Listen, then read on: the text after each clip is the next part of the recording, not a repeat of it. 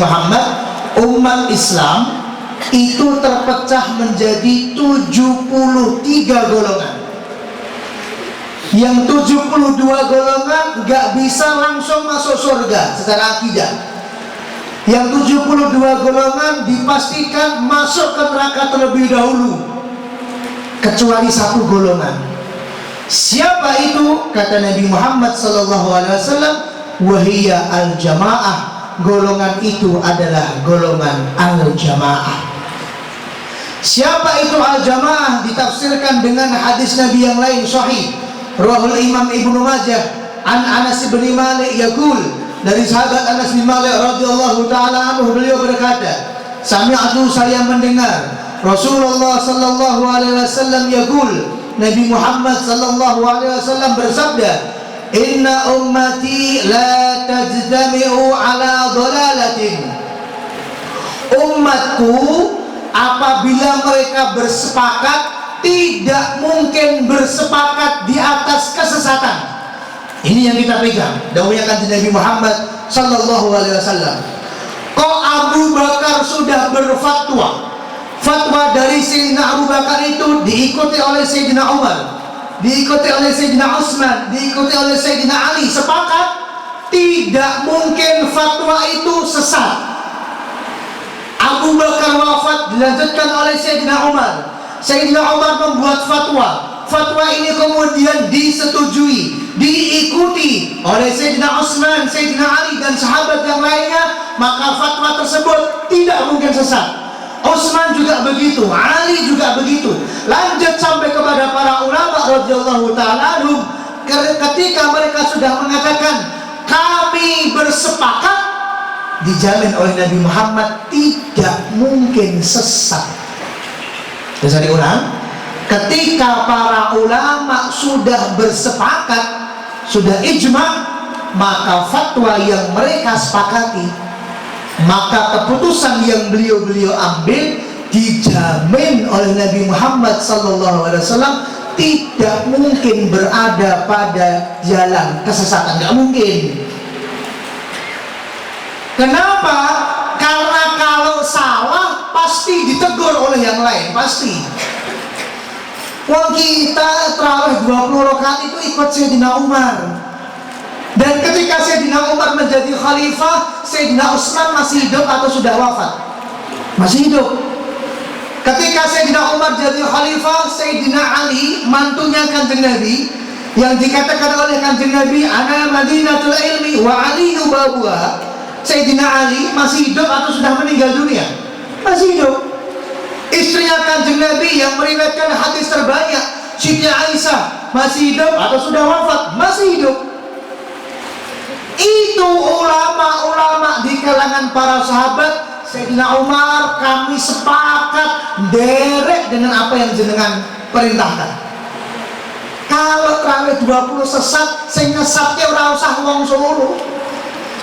Kalau tarawih 20 rakaat itu salah, sing ngalahke ora perlu wong Sukoharjo. Sayyidina Utsman pasti sudah menerangkan Sayyidina Umar, hebat Sayyidina Umar, iki gak ono dalile bid'ah. Kalau salah, Sayyidina Ali sudah ngajak debat Sayyidina Umar, debat iki dalilnya mana? Tapi ternyata dalam sejarah dicatat, Utsman setuju, Ali setuju, Siti Aisyah setuju, Abu Hurairah setuju, Anas bin Malik setuju, seluruh para sahabat sami'na wa ata'na dengan apa yang dikatakan oleh Sayyidina Umar bin Khattab. Sesuai dengan firman Allah Subhanahu wa taala, kuntum khaira ummah ukhrijat linnas. Kita ini, kata Allah, panjenengan menika umat kanjeng Nabi ditakdirkan menjadi sebaik-baik umat. Apa syaratnya?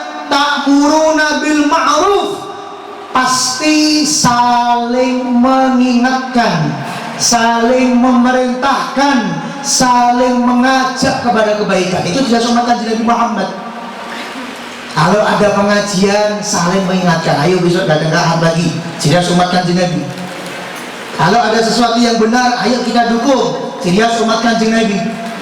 Kalau ada yang baik, ayo kita serentakkan, kita serempakkan, tidak umat kanjeng Nabi. Wa tanhauna 'anil munkar, kalau ada yang salah, saling mengkritik. Kalau ada yang nggak pas, diberi masukan. Kalau ada yang sesat, diluruskan dengan dalil yang kuat. Ini tidak Ahlus Sunnah wal Jamaah. Maka Kanjeng Nabi memberikan wanti-wanti. Fa idza ra'aitum ikhtilafan. Maka Pak, Bu, dawuhnya Kanjeng Nabi, kalau panjenengan melihat perbedaan pendapat. Loh, ini kata Gus Ari kok, ketika ada orang yang mengatakan Allah di langit itu akidah sesat. Tapi ini saya nemu di Instagram, ustadznya terkenal, Ustadz Medsos, followernya sudah 600.000, mengatakan Allah itu di langit, Allah itu di arsy. Loh, yang saya pelajari syafaat Nabi itu benar dan ada. Ini kok ada ustadz gayanya nyenengin, tapi kemudian mengajarkan syafaat Nabi gak ada. Ikhtilaf, berbeda. Panjenengan mau ikut yang mana? Yang mengatakan sunnah atau yang mengatakan bid'ah? Yang mengatakan ini betul atau yang mengatakan ini salah? Maka dawuhnya Kanjeng Nabi enak sekali. Fa idza ra'aitum ikhtilafan. Kalau panjenengan melihat perbedaan pendapat, fa alaikum bisawadil a'dham. Maka panjenengan harus berada pada as-sawadul a'dham, yaitu golongan mayoritas. Golongan apa, Mas? Golongan Gus Ari. An Anas bin Malik yaqulu sami'tu Rasulullah sallallahu alaihi wasallam yaqulu Inna ummati la tajtami'u ala dolalatin fa idza ra'aitum ikhtilafan fa 'alaikum bis-sawadil a'dham. Sesungguhnya umat Nabi tidak akan bersepakat di atas kesesatan. Maka apabila kalian melihat perbedaan pendapat, peganglah golongan mayoritas. Jelas teman-teman semua? Jelas teman-teman semua? Kanjeng Nabi sudah memberikan garis. Ini loh akidah kita, namanya Ahlus Sunnah wal Jamaah. Berarti kalau cuma wong Solo sing melu bukan aswaja. Berarti kalau cuma orang Sukoharjo, Wonogiri, Pacitan yang ikut bukan aswaja. Berarti kalau cuma orang Sragen, Boyolali yang ikut bukan aswaja. Tapi kalau itu diikuti oleh para ulama, kalau itu diikuti oleh golongan mayoritas, kalau itu diikuti oleh pendapat terbanyak, maka itu barulah Ahlus Sunnah wal Jamaah. Sudah enak sekali. Pak, jenengan bilang anjing halal. Misal ada yang ngomong begitu ya. Misal ada yang ngomong anjing itu halal. Pertanyaannya, ulama namanya siapa yang berfatwa anjing itu halal? Kalau ada di kitab, kitabnya namanya apa, juz berapa, halaman berapa, ulamanya itu hidup tahun berapa, kemudian ulamanya itu punya guru siapa, ulamanya itu punya murid siapa, kemudian siapa ulama lain yang menyetujui pendapat ulama tersebut. Bisa nggak menjawab? Nggak bisa. Bukan Ahlus Sunnah wal Jamaah. Sederhana. Ada orang mengatakan apa misalnya?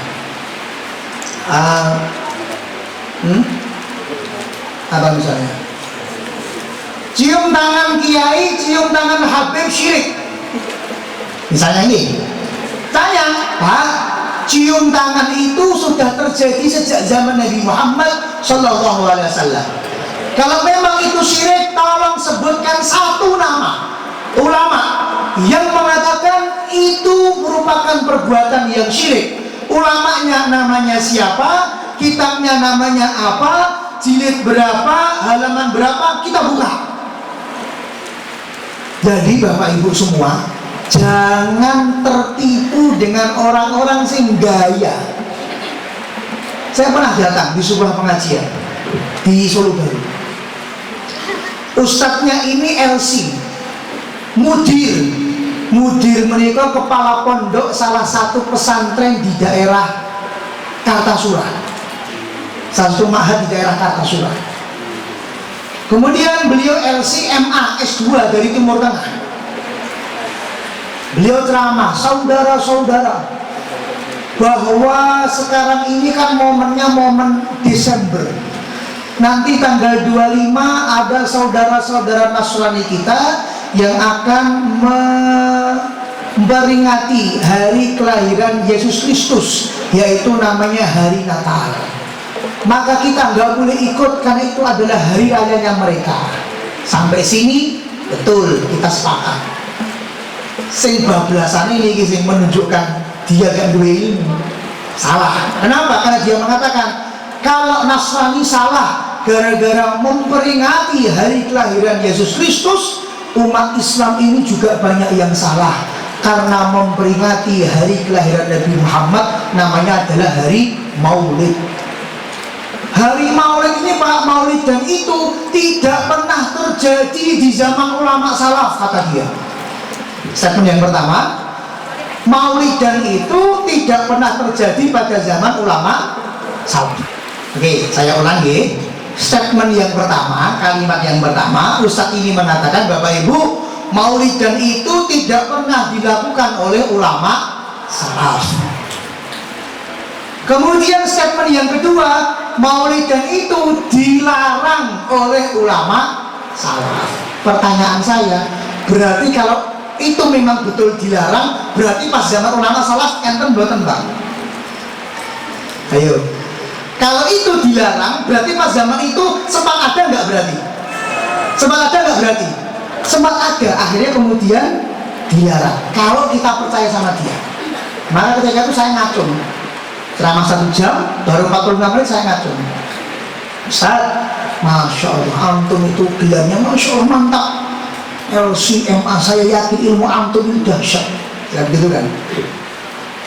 Tapi Ustaz, saya mencatat ini statement antum yang saya ingin tanya. Antum tadi di menit ke-12 mengatakan, tak catat itu, menit 12 mengatakan ulama salaf tidak pernah melakukan maulid Nabi. Tapi di menit ke-17 antum mengatakan ulama salaf melarang maulid Nabi. Ini kan gak sinkron kan? Kalau pernah dilarang berarti pernah ada.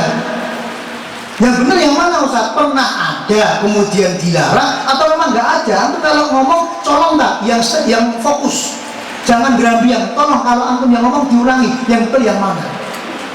Nggak ada jawab. Ya Ustaz, saya tanya yang kedua. Apa pertanyaannya Mas? Ngomong gitu sama saya. Apa pertanyaannya Mas? Antum tadi kan hebat sekali menyebutkan ulama salaf ini semuanya melarang maulid. Coba saya pengen tanya sama panjenengan, ulama salaf, tolong sebutkan satu nama ulama salaf yang ulama salaf tersebut melarang maulid Nabi. Tolong jenengan sebutkan satu saja. Yang tadi kan mengatakan banyak ulama salaf, bahkan semua ulama salaf melarang maulid.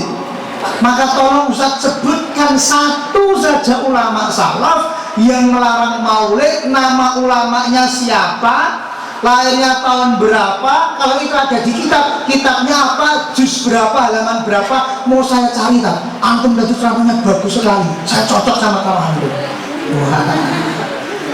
Akhirnya dijawab mundar-mandir. Ustaz, mohon maaf Ustaz, saya nggak tanya itu Ustaz. Pertanyaan saya cuma satu. Apa? Jenengan tadi kan mengatakan ulama salaf semuanya melarang maulid. Tolong sebutkan satu saja ulama salaf yang melarang maulid, namanya siapa, di kitab apa, mau saya baca kitabnya. Antum ini hebat sekali kan. Orang Mas G yang melarang niku namanya Syekh Muhammad bin Saleh Al-Utsaimin. Namanya siapa? Syekh Muhammad bin Saleh Al-Utsaimin. Yang kedua namanya Syekh Abdul Aziz bin Abdullah bin Baz. mantap, bisa menyebutkan mantap. Syekh Abdul Aziz bin Abdullah bin Baz dan kemudian Syekh Muhammad bin Shalih Al-Utsaimin. Tapi jangan tertipu teman-teman. Akhirnya ketika begitu dia nyebut dua nama itu, langsung Gus Ari ngajar Ustaz, katanya ulama salaf. Katanya ulama salaf. Siapa itu ulama salaf? Ulama yang wafat di kurun waktu 300 sampai 400 Hijriah. Sebagaimana sabda Nabi Muhammad sallallahu alaihi wasallam, khairukum qarni, sebaik-baik kalian adalah zamanku. Summalladziina yalunahum, kemudian masa sesudah zamanku adalah masa yang terbaik kedua. Kalau zamanku namanya zaman sahabat. Masa yang berikutnya namanya zaman tabi'in, muridnya sahabat. Summalladziina yalunahum, kemudian masa sesudah mereka yaitu masa tabi'ut tabi'in. Tabi'ut tabi'in, muridnya tabi'in. Inilah yang disebut sebagai generasi ulama salaf. Maksimal wafat tahun 400 Hijriah baru bisa disebut sebagai ulama salaf. Sedangkan ketika dia menyebutkan Syekh bin Baz, ketika dia menyebutkan Syekh Utsaimin, maka Gus Ari ngatur, Ustaz, mohon maaf Ustaz, Syekh Utsaimin itu kan baru wafat tahun 2001 Masehi. Sekarang tahun 2020. Syekh Utsaimin baru wafat tahun 2001 Masehi. Berarti baru wafat berapa tahun yang lalu? 19 tahun yang lalu. Syekh bin Baz baru wafat tahun 99 Masehi. Berarti baru berapa tahun yang lalu? 21 tahun yang lalu. Lebih salaf Hadratus Syekh Hasyim Asy'ari, lebih salaf ya Haji Ahmad Dahlan, ini lebih salaf. Loh Ustaz, katanya tadi ulama salaf, kok yang disebutkan baru meninggal tahun 2000-an itu gimana? Bisa dipahami teman-teman semua? Bisa dipahami mas-mas semua? Jadi mereka mengatakan kami ini pengikut ulama salaf. Ketika kita cek yang diikuti Ibnu Taimiyah, padahal beliau 600-an Hijriah. Ketika kita diajak ayo ikuti ulama salaf, ketika kita turuti, oh yang diikuti Muhammad bin Abdul Wahab baru tahun 1900-an Masehi. Ketika kita ikuti, ayo kita ikut ulama salaf, oh yang dimaksud sama dia Syekh Utsaimin baru meninggal 2001 kemarin. Jadi mereka ini berbohong, katanya ikut ulama salaf. Jadi mereka ini berbohong teman-teman semua. Sedangkan fatwa tentang maulid tercatat dalam kitab pertama kali yang secara terang-terangan maulid adalah Imam Hasan Basri. Imam Hasan siapa? Imam Hasan Basri. Beliau lahir tahun 10 Hijriyah. Tahun berapa Mas? 10 Hijriyah. Kanjeng Nabi wafat tahun 11 Hijriyah. Maka beliau hidup 1 tahun menjelang Kanjeng Nabi wafat. Ulama salaf atau bukan ulama salaf? Sangat-sangat salaf. Apa kata beliau? Waditu, saya punya angan-angan, saya punya cita-cita. Laukana li malun misal dhahabi misal jabali Uhud dahaban.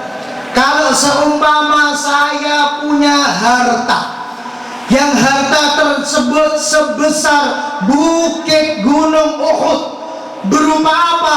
Dahaban, berupa emas. Itu wong paling sugih.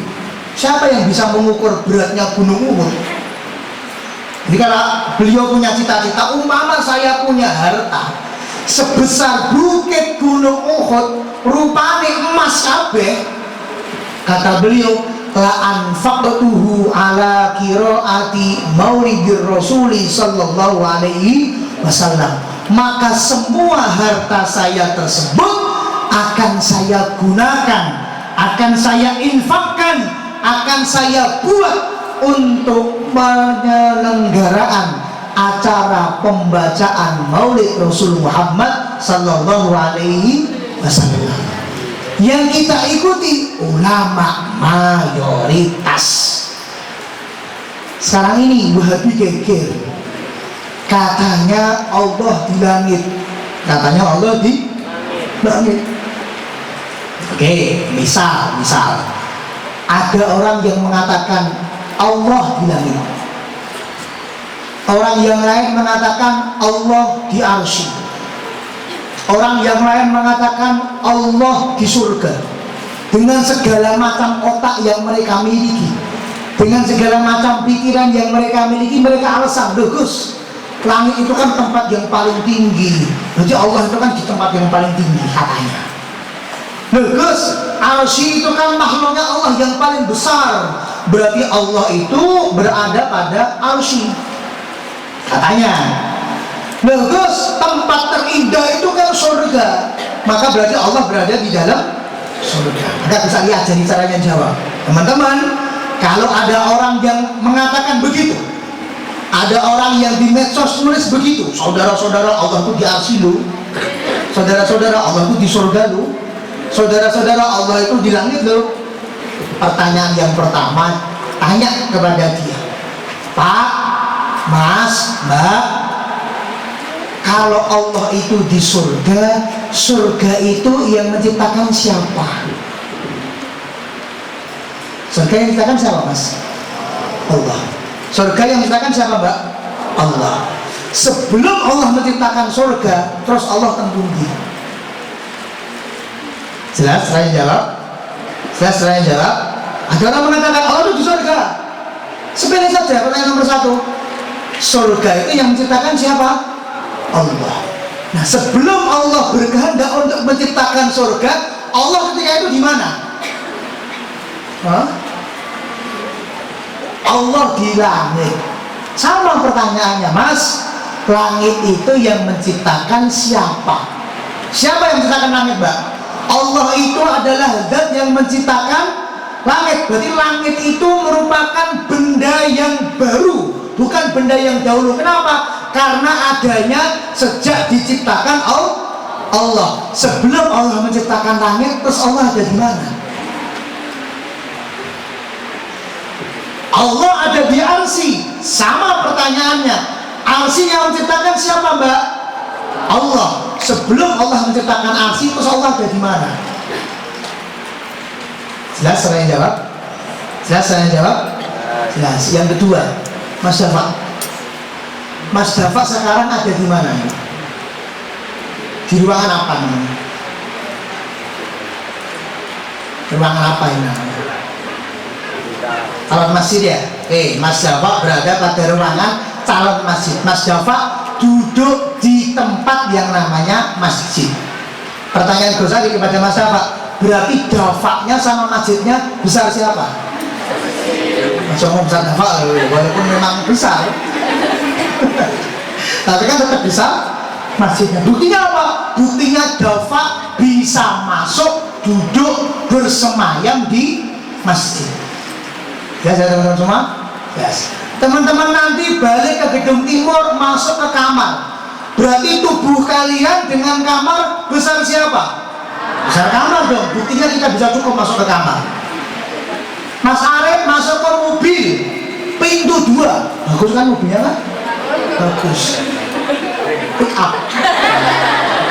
Di pintu 2 itu bisa Ferrari, bisa dikatakan ini dengan Gusti Allah yang komplit. Ya Allah, bandrok fotonya Ferrari, wah benernya loro.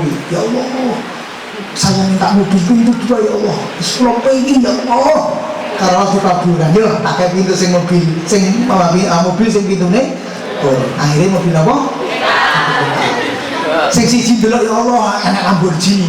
Ora pintune loro ya Allah, kula nyuwun mobil pintu loro dikei karo Gusti Allah L300. Sing paling padha-padha L ngono wae iki. Siji L, siji Lamborghini, sing siji L piro? L300 iki. Nah ini Mas Arif masuk ke mobil. Berarti mobilnya sama Mas Arif besar mana? Besar mobil. Ketika ada orang mengatakan Allah di surga, maka kita hukumi kafir. Kenapa? Karena berarti seakan-akan dia mengatakan surga sama Allah besar siapa berarti? Besar surga. Kenapa? Karena buktinya Allah cukup di dalam surga. Ketika ada orang mengatakan Allah di arsy, Gus, berarti arsy sama Allah besar siapa?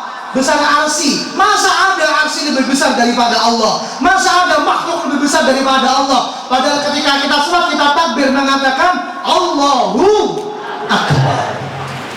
Bukan al-jannatu akbar, bukan al-arsyu akbar, bukan as-sama'u akbar, bukan, tapi Allahu Akbar. Sehingga Ahlus Sunnah wal Jamaah menolak fatwa Wahabi yang mengatakan Allah itu bersemayam di arsy atau Allah itu di langit dan lain sebagainya. Gus, kalau begitu apakah berarti Allah itu di mana-mana? Pendapat Allah di mana-mana juga bukan pendapat Ahlus Sunnah wal Jamaah. Pendapat Allah di mana-mana merupakan pendapat paham yang sesat, namanya paham Jahmiyah. Paham apa Mas? Jahmiyah. Sehingga fatal kalau kita mengatakan Allah ada di mana-mana. Teman-teman masuk ke kamar. Loh, tadi katanya Ustaz tadi Allah ada di mana-mana. Saya ada di kamar, berarti Allah juga ada di kamar. Iya nek ning kamar. Nek berarti itu saling ning ruang ganti. Berarti Allah ada di ruang ganti. Iya nek ruang ganti, nek berarti TV sing kamar mandi. Berarti Allah ada di kamar mandi. Iya nek kamar mandi, nek berarti buang sampah ning tong sampah. Berarti Allah ada di bahaya kita yang semacam ini. Sehingga Ahlus Sunnah wal Jamaah menolak pendapat Wahabi yang mengatakan Allah di langit, Allah di arsy, menolak. Juga Ahlus Sunnah wal Jamaah menolak pendapat Jahmiyah yang mengatakan Allah itu ada di mana? Ada di mana? Ada pertanyaan, Gus, itu kan ayatnya jelas. Yang membantah nih, Gus, Allah ada di arsy, itu kan ayatnya jelas. Ayatnya bagaimana? Ar-Rahmanu 'alal arsy istawa. Kalau dimaknai letterlek, Allah yang Maha Penyayang beristiwa, bersemayam di arsy. Maka jawabannya adalah, cara jawab teman-teman, kalau memang semua ayat yang ada di Quran yang menerangkan tentang tempatnya Allah, kemudian langsung kita artikan, langsung kita maknai letterlock tanpa mengikuti ulama, maka kita menemukan lebih dari 7 tempat bagi Allah. Saya ulangi, mereka kan dalil begini, Gus, ayat tentang Allah di arsy itu kan ada ayat di Al-Quran. Maka kita jawab teman-teman semua, kalau coromu adalah ayat di Quran dibaca, kemudian dibuka terjemahannya, kemudian langsung diyakini, oh berarti Allah ning arsy, maka kita menemukan lebih dari 7 tempat yang di situ ada bagi Allah Subhanahu wa Ta'ala. Yang pertama contohnya, Allah ada di arsy. Ayatnya ada di surat Toha ayat yang nomor 5. Ar-Rahmanu 'alal arsy istawa. Allah yang Maha Penyayang itu beristiwa, bersemayam di arsy. Ternyata bukan cuma ayat arsy yang ada. Yang kedua, ternyata Allah juga berada pada langit. Ayatnya surat Al-Mulk ayat yang nomor 16. A'amintum man fis sama'. Apakah kalian tidak beriman kepada Allah yang ada di langit? Berarti Allah di arsy atau di langit, Mbak? Sama-sama Quran. Katanya Allah ada di arsy. Sekarang kok Allah ada di langit? Berarti kan Allah pindah-pindah. Apa di rumah kayak Gusti Allah? Yang ketiga, Allah berada di langit dunia. Hadisnya muttafaqun alaih. Nabi Muhammad sallallahu alaihi wasallam bersabda, yanzilu rabbuna tabaraka wa ta'ala, Allah turun kulla lailatin, setiap malam, ila samai dunia, ke langit dunia, hina yabqa sulusul laili, hina yabqa sulusul laili, ketika masih tersisa sepertiga malam al-akhir, yang terakhir. Allah turun ke langit dunia. Berarti omahe Allah sing teng langit sing nganggoni sapa ketika Allah turun? Berarti ketika Allah di langit sing manggoni arsy siapa? Allah turun ke langit dunia ketika jam 2 malam, sepertiga malam yang terakhir. Tujuannya adalah untuk mendengarkan doa kita. Kata Wahabi, Allah itu turun. Nah, kenapa turun? Untuk mendengarkan doanya hamba. Maka kita tanya, kalau umpama Allah nggak turun, kira-kira Allah dengar doa kita nggak? Katanya mereka, Allah itu kan turun ke langit dunia. Apa tujuannya? Biar dengar kedumu. Maka kita tanya, umpama Allah nggak medun, umpama Allah nggak turun, Allah dengar doa kita nggak? Allah dengar doa kita nggak? Dengar doa kita nggak? Kalau mereka jawab dengar, kita tanya balik, lah kenapa turun nggak dengar? Nah, mereka bilang nggak dengar, kafir. Masa Allah nggak dengar? Bisa dipahami teman-teman ya cara menjawabnya? Bisa dipahami cara menjawabnya? Wah, mereka itu bukan butuh dalil. Mereka itu nggak butuh dalil. Mereka butuh otak atik gatuk. Butuhin apa? Otak atik gatuk. Wes, pokoknya Allah kini asyik. Tak boleh dalile, tak boleh terjemahnya. Berarti maknanya ini. Maka kita jawab, nek cuman begitu, kita menemukan lebih dari 7 tempat bagi Allah. 1, Allah ada di arsy, Quran dalilnya.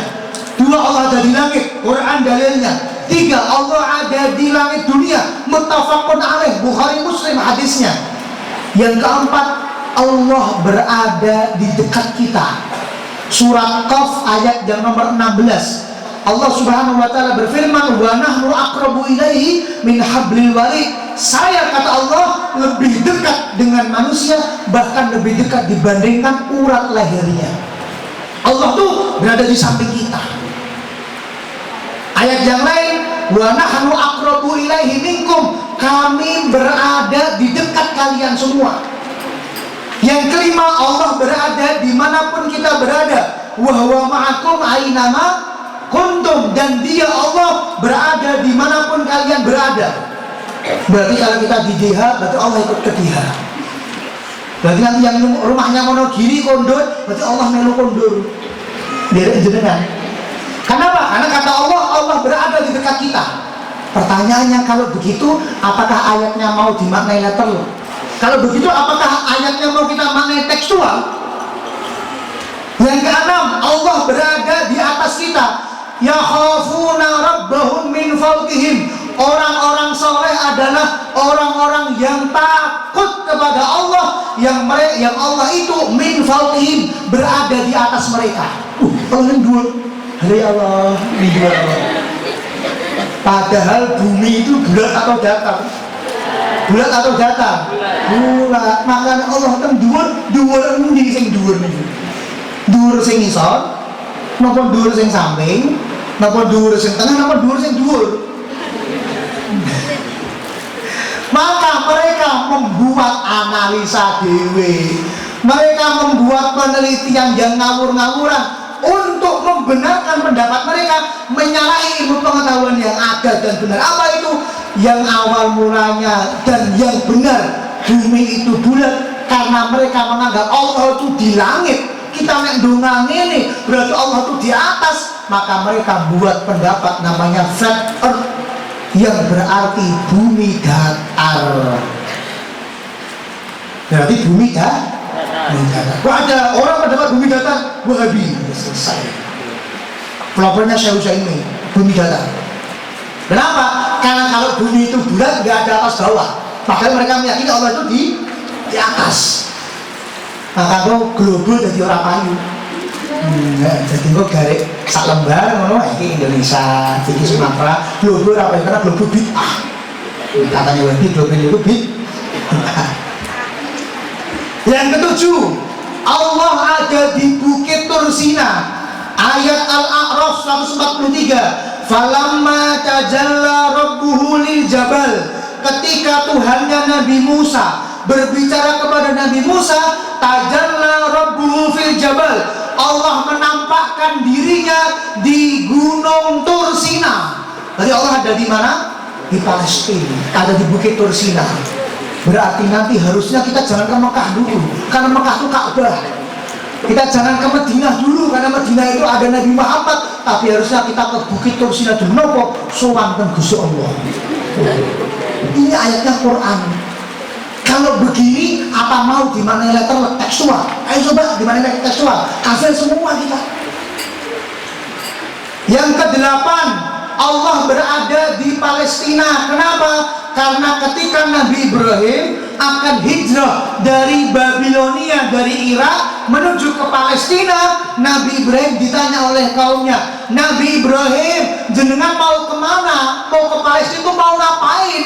Maka Nabi Ibrahim mengatakan, qala as-Saffat ayat nomor 99, inni dahibun ila rabbi, sesungguhnya saya pergi ke Tuhan saya, ke Allah.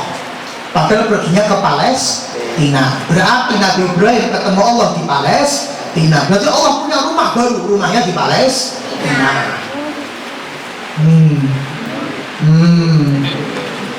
Ya sajana nomor berapa? Berarti nomor 8 atau nomor 9? 9. Allah berada di Ka'bah, sebab Ka'bah adalah Baitullah. Baitullah itu artinya adalah rumahnya Allah. Berarti di Masjid Darussalam juga ada, karena Darussalam itu Baitullah. Baitullah itu ada rumahnya Allah. Ayo siapa yang mau sowan Allah? Tuh datang ke rumahnya Allah itu. Yang berikutnya, Allah bersama orang yang sabar. Innallaha ma'as sabirin. Jadi kalau kita mau didatangi Allah, pas kaki kita diinjak, sabar. Ya, sabar ini ya. Apa terus mau gimana terus? Mau menggunakan kata-kata maaf. Maaf itu artinya bareng jejer. Innallaha ma'as sabirin. Apa terus mau gimana terus? Allah di Gua Sur atau ayat yang nomor 40. Kenapa? Karena ketika Nabi Muhammad SAW hendak hijrah menuju ke Madinah, maka beliau mengajak Sayyidina Abu Bakar untuk bersembunyi di Gua Sur. Dan ketika Sayyidina Abu Bakar ketakutan, maka Nabi Muhammad sebagaimana di Quran, yaqulu li sahibi, ketika Nabi Muhammad menenangkan sahabatnya, la